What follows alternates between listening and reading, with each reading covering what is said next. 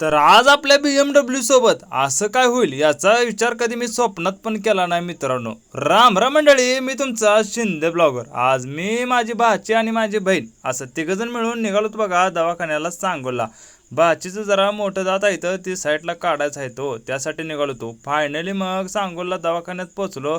पोचल्यानंतर म्हटलं आता तुम्ही दवाखान्यात बघा तोवर मी जाऊन येतो. मग दवाखान्यात ह्यांचं बघल्यानंतर आता गोळ्या घ्यायच्या होत्या, त्यामुळं मेडिकलमधनं पटापट तेवढ्या गोळ्या घेतल्या. गोळ्या घेतल्यानंतर डॉक्टरने सांगितलं होतं आता तेवढं आईस्क्रीम द्या पहिल्यांदा खायला, त्यामुळं आईस्क्रीम घेतलं खास भाचीसाठी. आता तुम्हाला सांगतो आपल्या BMW सोबत काय झालं होतं. बघा मित्रांनो, 2-3 दिवसाच्या पाठीमागं जरा ऑइल कमी झालं आहे गाडीतलं, मला माहीत होतं. मग म्हटलं आता सहजासहजी सांगोला चालू तर सांगोला जर गेल्यानंतर ऑइल बदली करायचं. आणि सांगोला जात असताना मध्येच इंजन लॉक झाली की हो, करायचं काय, गाडी ढकलत ढकलत नेली तेवढी. आणि आता म्हटलं गाडीचं इंजन लॉक झालं तेवढं मिस्त्रीला म्हटलं तेवढं पटापट करून द्या. 2-300च काम मित्रांनो, 3-4 हजार गेलं, फुक्कडचं गेलं हो, फुक्कडचं.